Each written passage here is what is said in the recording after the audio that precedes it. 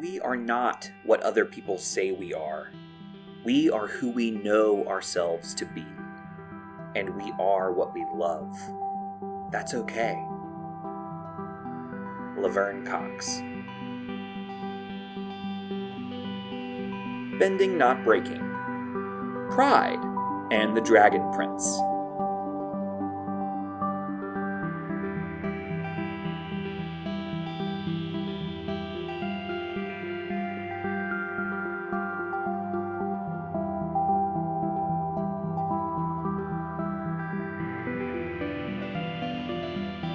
Hello everyone and welcome back to another episode of Bending Not Breaking. I am your host, Ben Pruitt, and I am so thrilled that we've had such an amazing week talking about Pride with Jesse and Okalia, with Rena and Ikwe, and talking about all these moments of Pride and the Dragon Prince. And this episode is really special because we are lucky once more to have a very special guest. And I don't want to spoil it, so I'll just wait till you get to hear from our guest.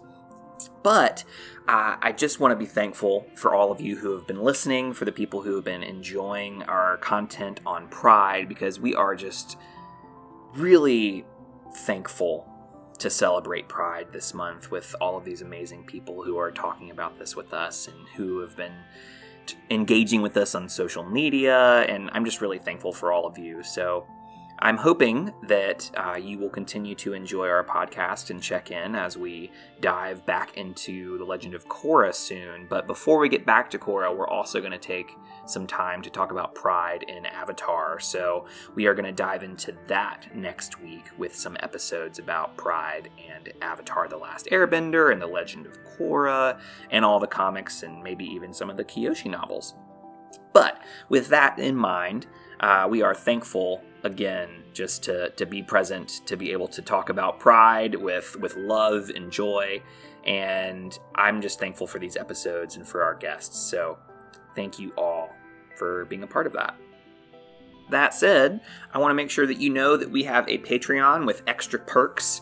BNB_pod is where you can find that on Patreon. We have lots of cool things going there.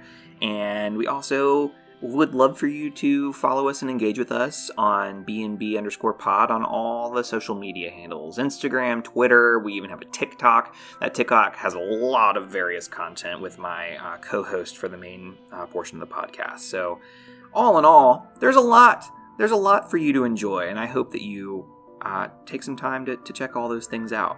But I know why you're here. You've been waiting for this lovely episode with our special guest. And so without further ado, let's dive in to our next conversation discussing Pride and the Dragon Prince.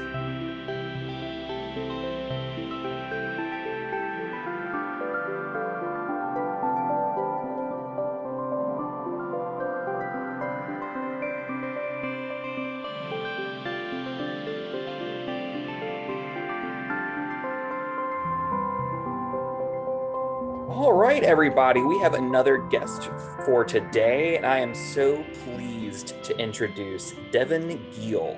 Devon utilizes she/her pronouns, and she is the lead writer at Wonderstorm, which is responsible for producing Dragon Prince. So, Devon, I am just thrilled to have you here today. How are you? Hi, I'm great. It's a Sunday, and my husband made me a breakfast burrito, so I think there's like no better way to exist on a Sunday than that. So yeah, great. How are you doing? Quite lovely. Man, I've had a fairly lazy Sunday. I had to go grocery shopping, which was not ideal.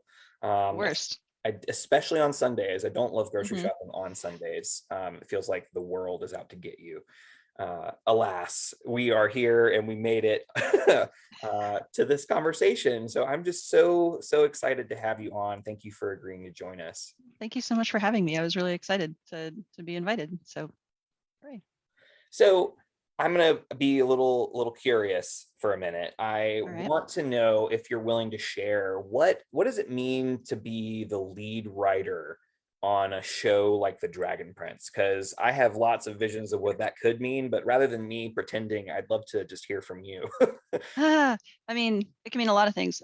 Typically, in animation, We have at Wonderstorm what's called a writer's room, which is a group of, I think it's 4 writers, a writer's assistant, me, the lead writer, and the co-creators, Aaron and Justin, and a showrunner, which is now Vilas. You'll recognize his name as the namesake of the blind pirate in season 2. So typically the whole entire team is responsible for sort of like brainstorming and breaking and story, pitching and stuff like that. The co-creators and the showrunners are sort of the ones that choose the direction of the overall story. I, as lead writer, have some say in that, but largely my responsibilities are at a script level where I make sure the scripts are shored up. I give a whole lot of notes. I guide the other writers in structuring their own scripts and outlines, et cetera, et cetera. I go to records. I sort of like help voice direct, and I do a lot of like revisions and just all sorts of like word level messing with the scripts as they're in progress. And on top of that, like as lead writer at Wonderstorm, I'm involved in other projects as well that may or may not ever see the light of day. Hopefully they do. Cross your fingers. Fingers crossed. That's it.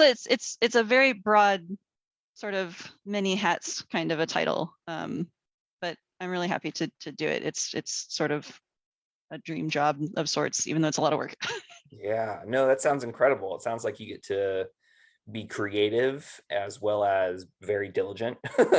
It's a lot of decision making is the thing that I don't think a lot of people realize is that so much of writing is choices and making hopefully smart choices about what makes it from draft to screen in the long run. And it's all very highly collaborative is the other thing. The whole team is fantastic and I'm grateful to work with them every day. I, as a person who doesn't love making choices, I can see how that would be a very difficult job for me. It's tough. You get used to it though. You get kind of ruthless. Wow. Okay. Just you are the barrier through which a lot of these little nitpicky lines get through, it sounds like. So who knows? Sure, with the discretion of the showrunners get to tell me no. And but I try. We sort it out. So tell me this. How long have you been with Wonderstorm? Have you been there from the beginning? Like what's your story in terms of how did you find the Dragon Prince?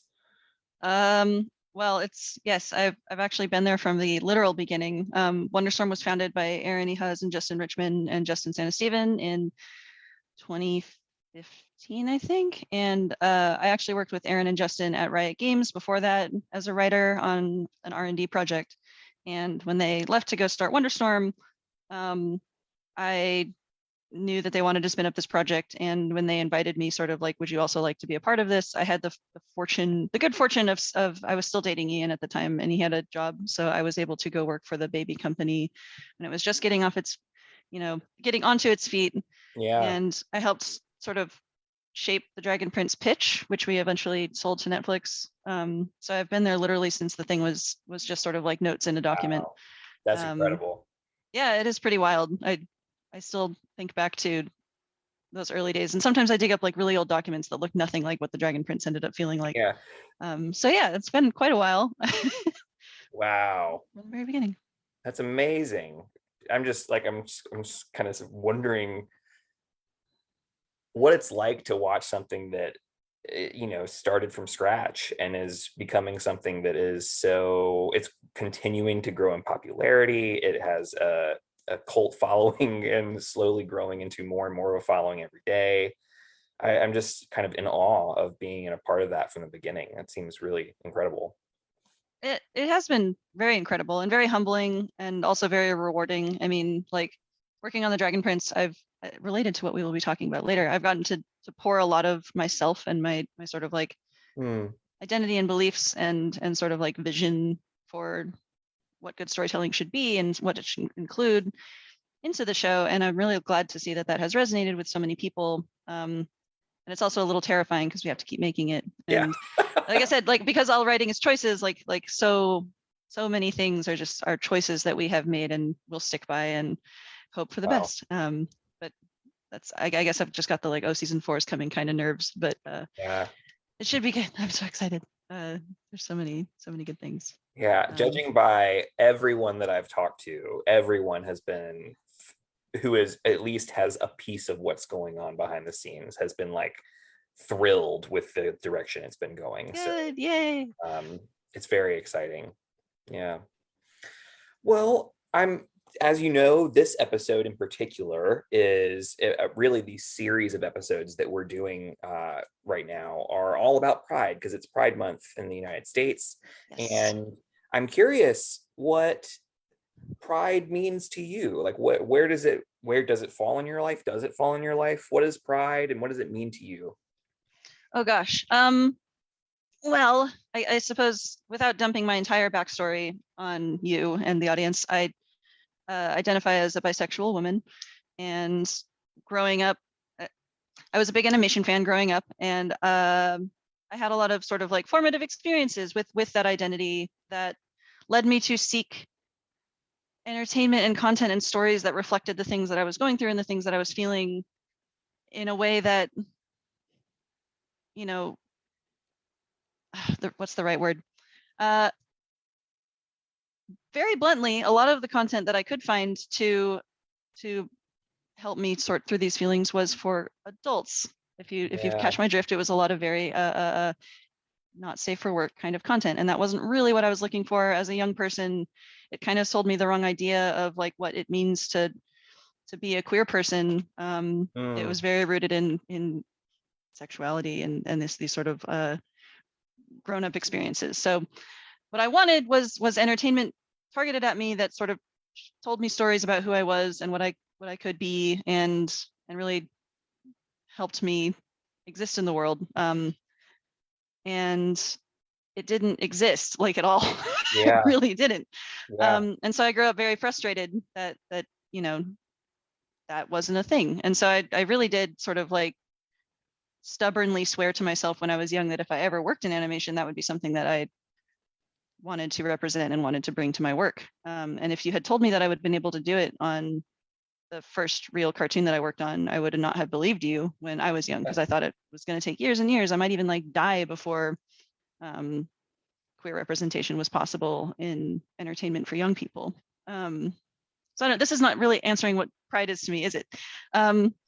It's very helpful content. Yeah. It's Pride. It's this ability to see yourself in the world around you and be proud of it, and you know, see yourself in experiences and fantasies and, you know, worlds beyond yourself that aren't just stories about like, and here's the time I came out to my parents and it was actually okay. It's just, I wanted stories where there was queer people on adventures slaying dragons and raising swords, and then, you know, the girl gets the princess in the end, et cetera, et cetera. These are all the sort of like formative stories that didn't exist for me. So as a grown up working on the Dragon Prince, Pride means very, very openly building worlds that in which these identities are core to it. They're just a part of the fabric of the Dragon Prince universe. And, you know, without really pointing a camera on the characters that identify as queer and saying like, here's a queer character, everyone, let's like really get into what that means on a social context to the world sense. It's very much just like, this person is who they are, and in the context of the story, they are part of the bigger picture. They are not limited to that piece of themselves. It's a very rambling way to say, as a bisexual kid, I was confused and frustrated, and I just wanted content that told me cool stories about queer people, and now I get to make those. So I do so to the best of my ability. Yeah, that's incredible. And I think you answered it perfectly. So that helps us know where you stand and where you're coming from, and a little bit of your history and background for context for the conversation we're having and about to have. So that's wonderful. I'm thrilled to kind of hear that for you. It's wonderful. Thank you. I'm particularly interested in this,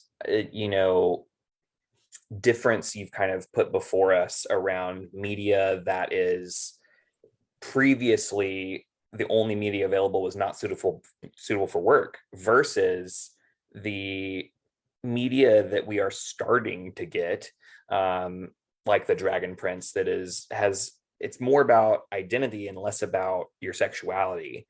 And I think that's a really important thing that you're kind of pointing us in the direction of why it's important to differentiate between those two things. So yeah.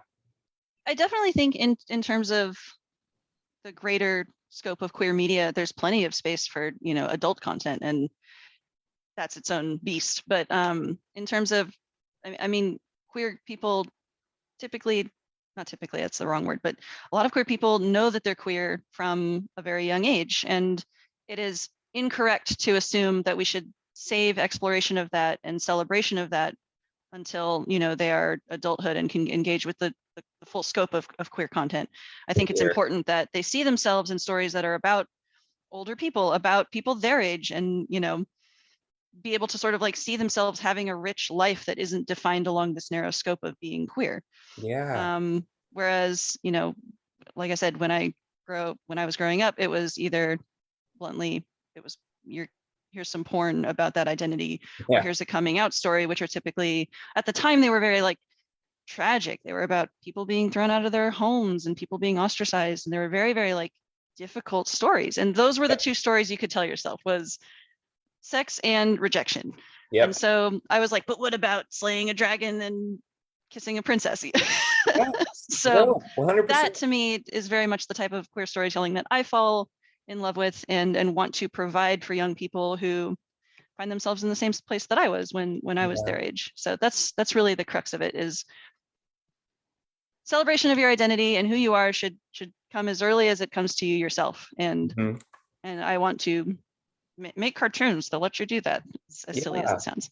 Well, and I think that, again, you're giving us this really nice differential between what we like want to see versus what we've been given. And having so much access to queer trauma in media suggests that, like, okay, being queer is the most traumatic thing. And yeah, it's gonna suck, it's gonna be terrible. Yeah. And again, like, giving this wholesome fantasy, right, of what it can be allows us to picture ourselves that way and to see it and to envision ourselves in a new way. And that's one of the reasons I love The Dragon Prince. It's also one of the reasons I've really enjoyed Heartstopper on Netflix recently, right? It is queer joy, right? And it's it's a joyful one. Yeah. But I digress. I think that I really appreciate how you're giving us this, painting a picture of how necessary it is to have different kinds of representation, right, in media. Yeah, and I definitely think it's more important than ever. I was a little naive a handful of years ago and thought, yeah, we can get it, we can do so much now, and without getting too into the wider scope of the world and being depressed about it, there's a lot of pushback. There's a lot of danger, I think, very real danger to queer people in the world right now. And I think that makes the job of entertainment all the more important. And it is a form of a fight to continue to believe that these things are important and to put them out there and to let kids see that there is a world removed from that fear of growing up in a world that's treating them currently in this light. Yeah. And so we'll keep doing it. Hear, hear. Awesome. Okay, well, that brings us to kind of the core of our conversation today, which is we have kind of charged you with this task of finding a scene or a relationship or a moment in the show that we've seen so far, where we've seen a pride moment and whatever that means to you. And we'd love to kind of hear your story around why you picked your moment, and then we'll go from there.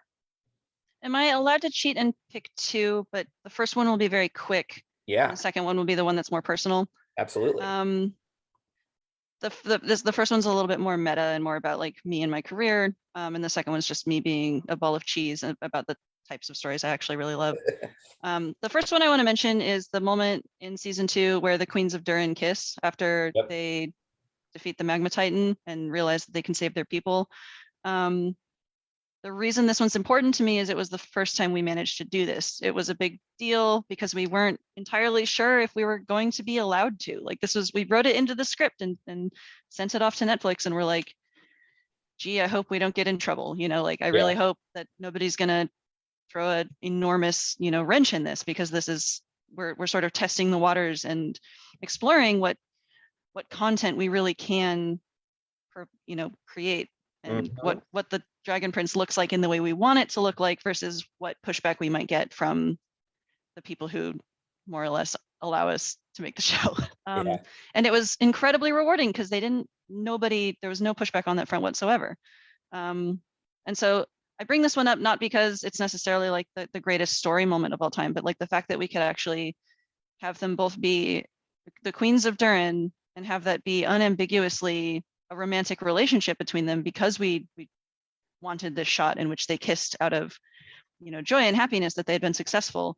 That really gave us the go ahead to make this a part of the Dragon Prince in the way that we really Yeah. wanted to, but hadn't necessarily done so far. I It's not that we love, hadn't thought about it because we definitely had Athari in the end credits of the yeah. first episode, but it was the first time we were like really saying like, okay, here is sort of a testing the waters on what this can and cannot be. And we were Yeah. like overjoyed to find out that Netflix was going to be an enormous ally on this front and allow us to build the world with this as a part of its core texture, that Yeah. people in this world are queer and it's not looked down upon. It's not a source of conflict. It's definitely just accepted, and Yeah. it's great. It's really powerful to me that Rena, you, and Jesse all picked this as something that is so important to them. Really, I had no. I was actually curious what everyone else picked, and I was worried no one picked this one because it's Oh more of a no. production focused moment. That's Yeah. not true, but for the people behind the scenes, I felt like it was very important. Perhaps more so than it felt to the audience at the time. Yeah, this was a moment that was definitely mentioned by, and everybody had more than one, so you're not alone there either. But yeah, I think it's really fascinating that this was a core moment for all of you. And I mean, honestly, that wasn't a moment that when I was thinking of all the queer moments, I was like, that one wasn't probably in my top couple of lists for me personally. So it's really incredible to hear how important it is for the three of you. Um, which is just there's no judgment there. It's just like, wow, that's so cool to I think think it. No, I think I totally understand why, and that really is the sort of disconnect between. And disconnect's the wrong word, but there's this gulf of knowledge between like everything that goes into something from behind the scenes about. versus what ends up Yeah, being on in the final product. And if you're looking at it as a fan, I totally understand that it's very quick. It's a little chaste even, like it's a little bit, it's a yeah, cute peck. We were testing, like I said, we were really hoping to God that we could get away with this one thing. And we yeah, did. And then we started to feel more comfortable in including this in a much more a bigger way. And so I think yeah, like from the final product, it's like cool, they got it in, sweet, a little moment. But it came with months of just stress and wondering like, is somebody yeah. gonna step in and stop us? Like, is at what point do we get an email from somebody higher up at Netflix saying, what the hell are you doing? Yep. And that never happened. So it was very much like, okay, we're really We're doing gonna this now. we're gonna We keep really doing this. have we've really been gifted almost the ability to build this into our show. And from there on, we were much more bold about it. So I think that's why Yeah, it's so important to everybody behind the scenes, because we were kind of like, are we going to get stopped? Are we going to get stopped? And then yeah, we weren't. And so every time I see it, I'm just like, yes. yeah. It's Um, phenomenal, and I love this idea of approval, right? And we want to do this, but we don't know if we're going to get allowed to do this, and so we're going to like push the button a little bit and see if we can get this through. And then it turns out it's like, no, it's totally fine. What's been stopping you? Like, yeah. And so many queer creators have had this experience, myself included, where they've attempted earlier in their careers to do something even yeah, softer than this, like the lightest touch of all time, and they've been like thoroughly shut down, or like they've had it thoroughly gutted, and they've personally suffered in their like work status and their politics in their workplaces because they've attempted to push these things. And so everybody behind the scenes is sort of just like, hey, what if just a little, like there's this, I don't want to say hesitation, but there's this sort of like ingrained fear that it's going to cost you. absolutely. You will be clapped back for it. Yep. And so for this moment to receive none of that during development, it was just like so refreshing. It was so Yeah. freeing to be able to put this in and then run with it, I guess. So that's why I bring it up. That's why I wanted to do too.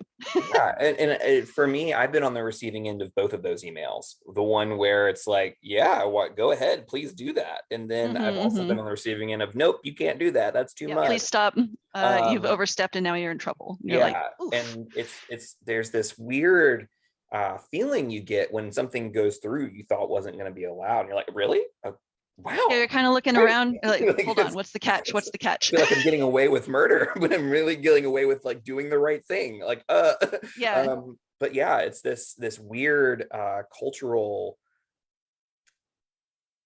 like, I don't, what's the right word? This barrier that we don't, that we, it's unfair because it's like walking on eggshells for us when we are attempting to pursue this queer, the queer agenda, so to speak.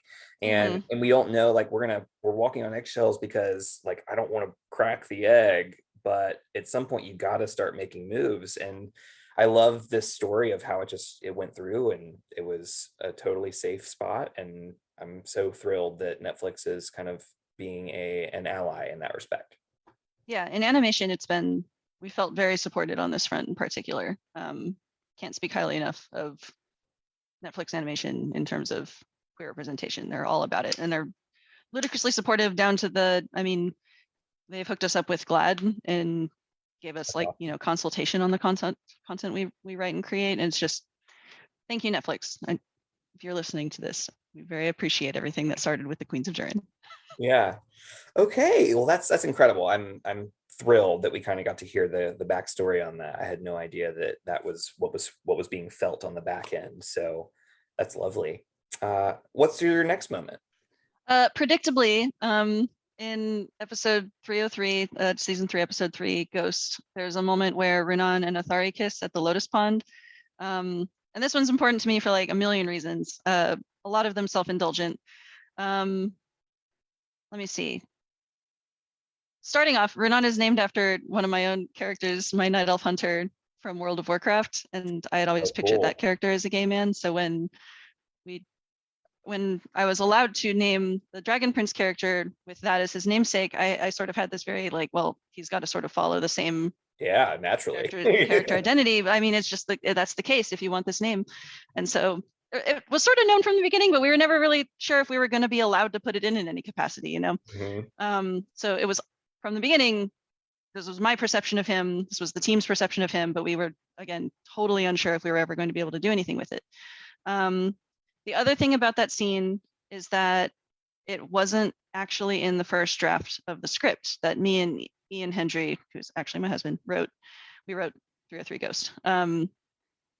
And I look back on that and I wonder if that sort of like fear caught me again, that's like, can I get away with this? Because we were already writing an episode where a man calls another man his husband, and it's all this sort of like sad story of their separation and how it affected the rest of the cast. And I, again, like, it wasn't in the first draft, it was just Rayla describing the scene.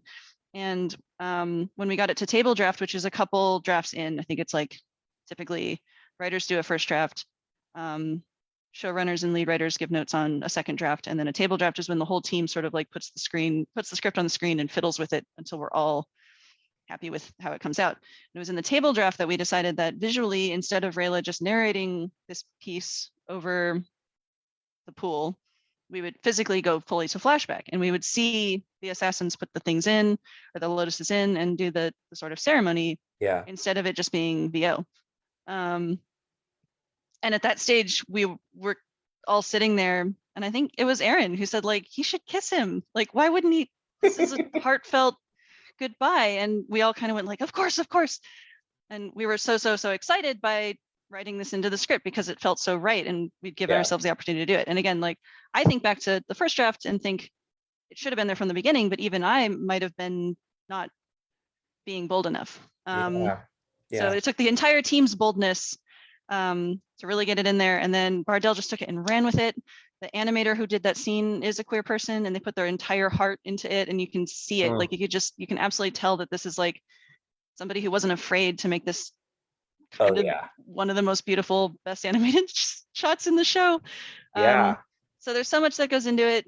And I just think it's a really beautiful scene. I really think it's and the music that plays over it is beautiful. It's really like my pride and joy because it's one of my episodes, a character who's very close to my heart, and just everything about it sort of came together perfectly to be this everybody firing on all cylinders, boldly putting this into the show. And again, like received absolutely no pushback. I still had that fear that we were going to get an email that said, you got to take the kiss out because it was too much or something, or you got to tone it down.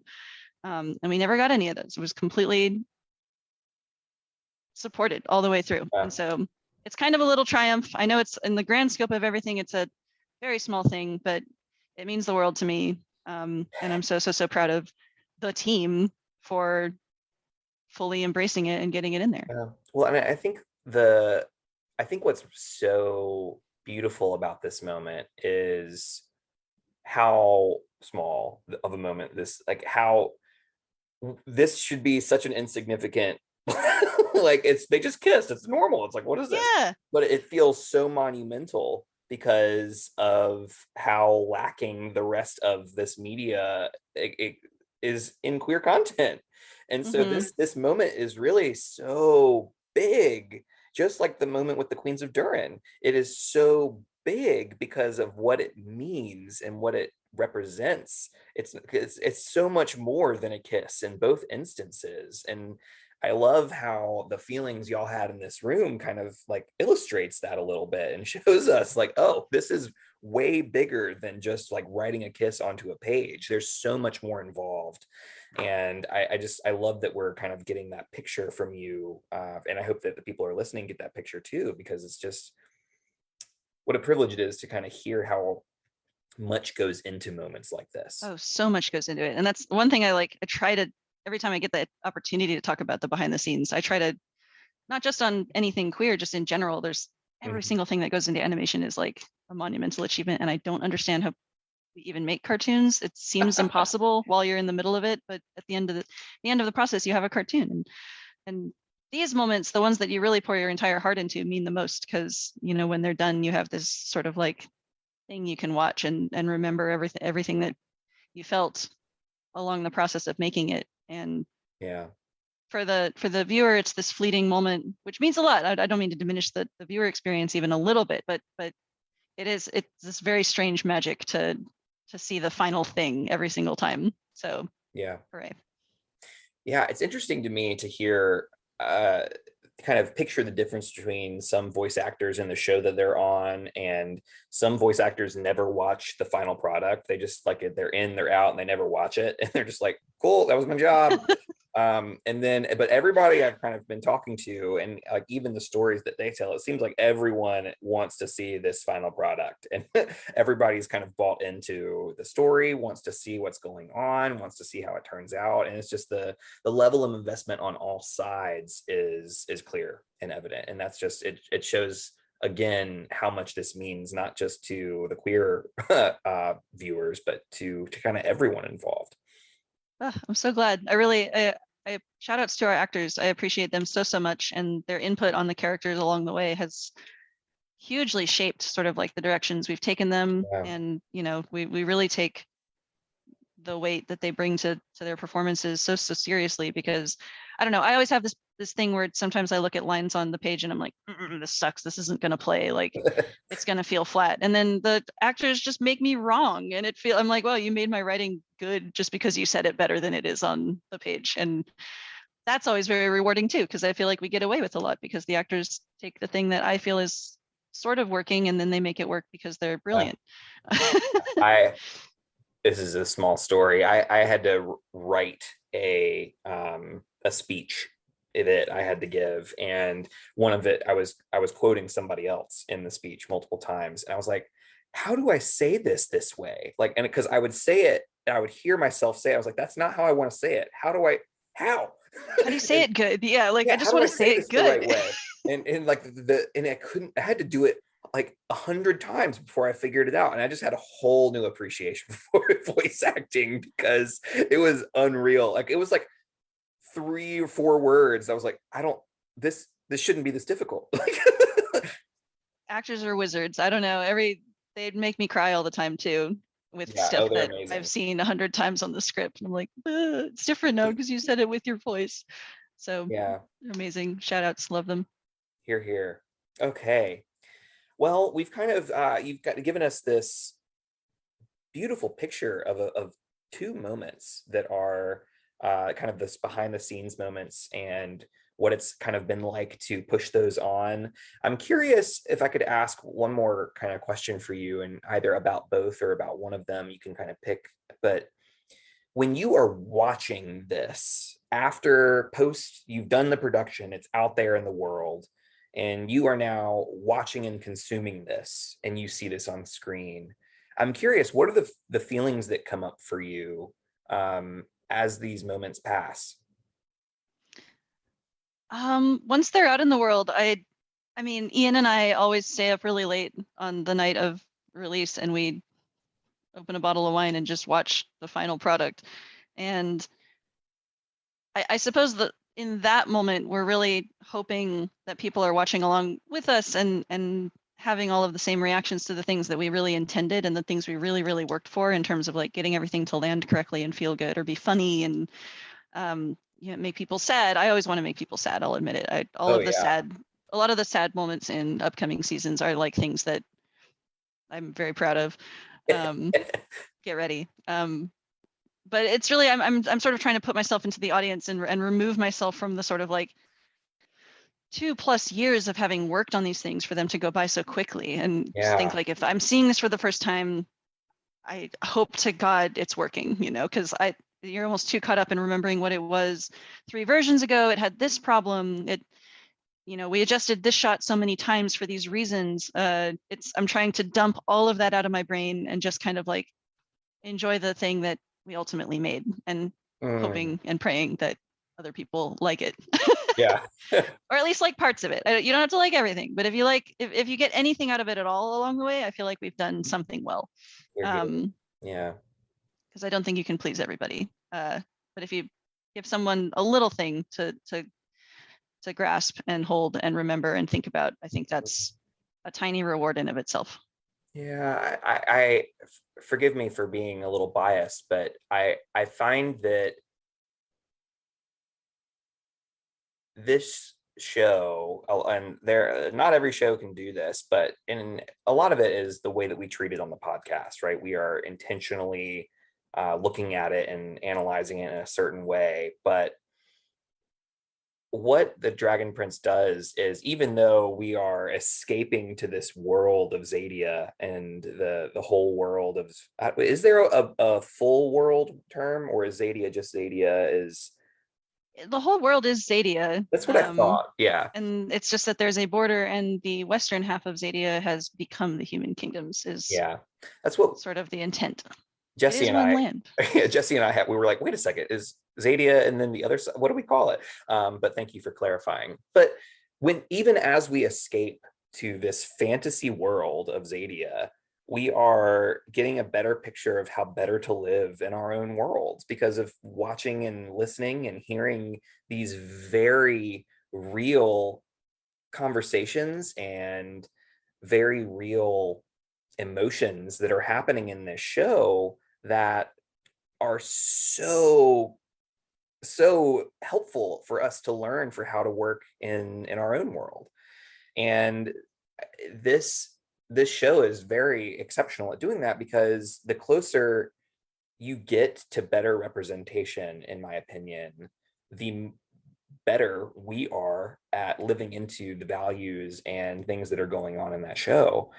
And I think that the Dragon Prince does that exceptionally well. And I'm just so excited because I remember when season 1 came out, and I was talking to my co-host for the podcast who does it with me for the Avatar portions, and we were like, we should do this. This is it. This is another show that has the potential to do something. And I was like, and at that time there was no one else who was touching it yet because it was so new. And I was like, we got to get on this. We got like, this is so important. And yeah, from the very beginning, it has felt something like it has been impactful, necessary, important. And so it's the reason I say that is because it feels like it's so much more than liking it, right? It liking it is almost like a side thing. Like this is liking it as just like cool. Well, you watch it once and it's done, versus like, no, this is like a meaningful piece of art that has been put out into the world. So sorry, I'm dancing on a little pedestal right now, but it's beautiful. It really means a lot. I mean, like I'm always again kind of up in my head about it, and I sometimes don't know how to feel. And I think a lot of writers have that same experience where they put something out into the world, and they have this sense of like, I really don't know what people will get from this, but I sure hope it's something that helps them navigate the complexities of life in a way that's meaningful to them. I can't control exactly what that lesson is. Like nothing about the Dragon Prince is necessarily intended to be a guidebook on how to navigate the complex universe, and the morality that exists within. But I think it is supposed to, convey messages of strength and resolve and believing in things that feel true and good, and having the guts to pursue those things and not bending, to them, because they are strong. Those forces are strong. And so that's what I hope. Like, regardless of, I could even nitpick the writing in the Dragon Prince myself all day, every day, but I mean, to a lesser extent, that's less important to me than, but did you think about it in a way that was meaningful? And what did you take from it? And if so, I hope it is something that stays with you for a while. That's really the best anyone can hope for, I think, at the end of the day. Yeah, and let me be real. Like, we also learn about what not to do, right? We hear from, the people who are not so good on the show, morality wise, that we're like, oh, we're gonna not act that way. Yeah, I think I disagree with this person. Yeah, they make a point, but well, and I think that's what's so complicated about Viren is there's this huge following for Viren that are like, no, Viren's right the whole time, and I'm just like, hold on, like, you're missing something. Forgive me, again, my bias is coming through, but there's a lot Viren's my favorite character to write for, so Viren's incredible, right? And hearing he's so Jason messed up. I love him. Jason's so fun to talk to because Jason is clearly a Viren stan, and hearing him kind of like defend Viren in some ways is like, I'm just like, you're turning into him. Jason is, first of all, a massive troll, and oh, absolutely, yeah. But he's also like, he brought such heart and depth and complexity and pain to Viren as a character that like that's, Jason is honestly a big chunk of the reason why Viren is my favorite character, because it just became so fun to write for him to read. There's a scene in, we're way off topic, but I can't not talk about Viren for a second. There's a scene in, I think in season 2, when he goes down to the basement and he tries to the thing where he puts the drops in his eyes. Yep. And he sees himself in the mirror and he yells at the mirror, but also himself, you're supposed to be something important. That was a huge, and he looks moment. Like heartbroken, and he's full of all this self-loathing, and he flips the table over, and I don't know, it's just like, it's such an emotional, visceral outburst for a character that has done such evil to the main cast that I find him very compelling and human and flawed, and just like, he's so fun. And so as a writer, I'm just like, yeah, I'll write Viren all day, every day. And I really love to see people argue about what they feel about him, because I feel like he's so polarizing.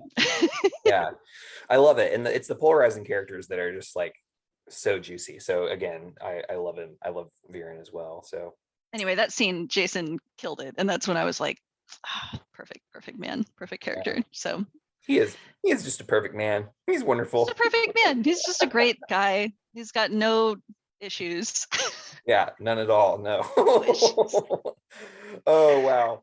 Okay. Well, we have had a very fruitful conversation. I'm thrilled that we've kind of been able to hear some of the things that are going on behind the scenes and some of the things that happen afterwards when it's completely out of your hands, and what goes on in your thoughts and feelings. And there's just so much there. But we always want to make sure we're ending our episodes on gratitude. And I would love to kind of cast this question to you in light of our conversation today. Who is a character from the Dragon Prince that you are grateful for? Viren. No, just kidding. I am, but no, my actual answer is indulgent again. I want to go back to Runan for a second as sort of like a character that's very important to me, both because he's named after one of my own characters and because I've just thought a lot about him. in the first time we see him in the first few episodes, he's almost at least partially an antagonist. He's this unmoving, uncompromising assassin badass who just like will not hear reason almost. He's incredibly strict. He has his feelings on like an almost problematic level of lockdown. But when we go to the kiss scene and his scene with Athari, he's so soft and like it's a part of him that he's not ashamed of. Like this part of him is not on lockdown whatsoever. And in front of all of his assassins, to whom he is a leader, a person of strength and a pillar of resolve, and the person they look to get them home safe, he still takes this moment to kiss his husband as though they aren't there. Is this moment full of love and vulnerability. And I really think that says a lot about him as a person, and makes him a very complicated and interesting character as well, because this is a man with bloody hands. This is a man with a somewhat dark and complicated job. And yet with the person he loves most, that almost all falls away just for that one moment where he's with this person who is his world.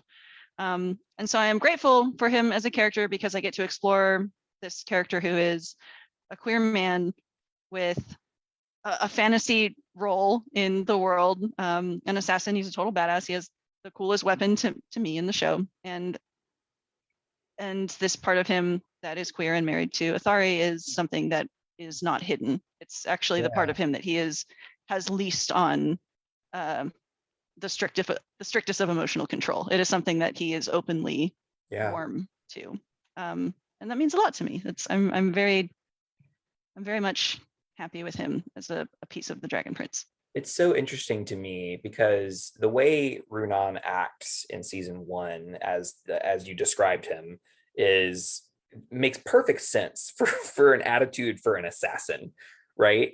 And then we get this picture of him with Athari, and it's like, whoa, I have to kind of frame how I think about Runan, because I had no read on that in season 1 on him being gay.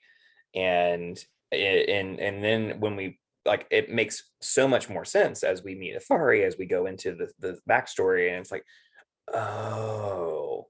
And in a way, I wonder if it kind of gives us even more of an understanding as to why he has to be so, quote, hard in season 1 when he is in assassin mode. It's because that vulnerability that is so free and open when he is with Athari is, when you are in assassin mode, that vulnerability is akin to like, okay, this is my end to getting hurt, right? And I have to kind of shut that off. Could be a weakness. Exactly. It could be perceived as weakness, and I have to kind of shut all of that softness off so that I can get this really like this job of killing another person done. And it was like, it was like open this like, wow, this makes a lot of sense. So again, I'm just kind of theorizing a little bit, I guess, with you, but it's no, I think that's a good illustration of him. I mean, he, like real people, has a different way of presenting himself depending on the situation he's in, and I think he's just very extreme about it, by necessity. And I think that makes him complicated. And I think like a lot of fans, despite the fact that he's had a fairly limited role in the show, have really grasped that and find that compelling. And I do too. It's the type of character I love. And the thing that I find potentially, I ask myself this question is, I wonder if we had more of a homophobic culture in this show, if he would have acted differently, right? And if there would have been a completely different vibe in both situations because of it, and how would that have changed the character? And what we get is we don't have that. We see a world where this is completely normal, and it's like people aren't thinking twice about this. Yeah, and it's nice because you don't get to give yourself the read of like, oh, he's emotionally, stoic and strict with himself because he's a closeted gay man or anything. Like that's absolutely not the case. This is just who he is, and it's not from this place of shame. It's from this place of discipline and duty and reverence for his culture and the way he was brought up. And I think that's I prefer that kind of story to, in a fantasy genre, to, you know, a sort of rehash of the story about how homophobia affects a person in the real world. And it's Here, here. freeing because it's, you know, he is who he is, and it's not shaped by a culture trying to squish him into being that.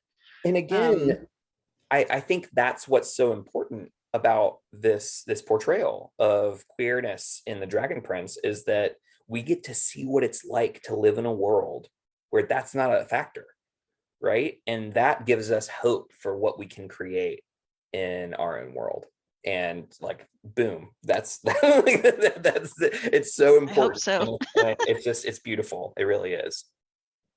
Wow. He's a favorite and very close to my heart. I'm so glad people appreciate him. Yeah. Oh, definitely. Yeah, I was surprised. This would have been what I would have picked had I chosen one. And so I'm glad that you kind of have lifted that up. Yay. It's indulgent, but I couldn't not talk about it. Yeah, no worries at all. This is all about your perspective. Okay, so we've kind of gotten through everything. This has just been such a wonderful experience, and I would love to have our listeners have a chance to find you if you would like to be found. So is there a way, a handle or something where people can find you if people want to, you know, compliment you and say thank you for all of the wonderful work you've done? Sure. I have a Twitter account. I'm not super professional on there, so please expect a whole lot of total nonsense. It's at Devon Giehl. It's DEVONGIEHL on Twitter. And I write and draw a lot of original stuff on there, so check it out. Although a lot of the stuff that I post on there is more for grown-ups than it is for the Dragon Prince audience. So just be aware. But I think I'm kind of funny on there sometimes. I mostly just get into weird, like, fake arguments with Ian. So if you're a Dragon Prince fan, Ian's also a writer on it. If you want to see us pretend that we hate each other, it's a funny bit we do all the time. I love it. Awesome. Well, great. And as everybody knows, you can find us at BNB_pod on all the things. And if you're interested in having more conversations like this, you can join our Facebook group and feel free to pose questions to the group members. And even Sunshine and I will contribute and chip in. So I hope that you'll find us all there. And if you really have enjoyed these Pride episodes, I hope you'll consider supporting us on Patreon at BNB_pod. We have a small following of people that are contributing to help continue to make this happen, and we're very thankful. So I appreciate you, and I appreciate you, Devon, for being a part of this and helping us continue to put this content out. It's really wonderful. Oh, thank you. It's fantastic. I really, really appreciate the opportunity to talk about this stuff, especially from the behind the scenes perspective, because like we never get to do that. We're asked a lot of like, what's going to happen? You know, when is season 4 coming out? And it's very, very important to me to be able to talk about like everything that goes into this as well. So I thank you so much for having me. Oh, it's absolutely my pleasure. Oh, okay. Well, with that in mind, thank you so much. And until next time, everyone, be well and do good.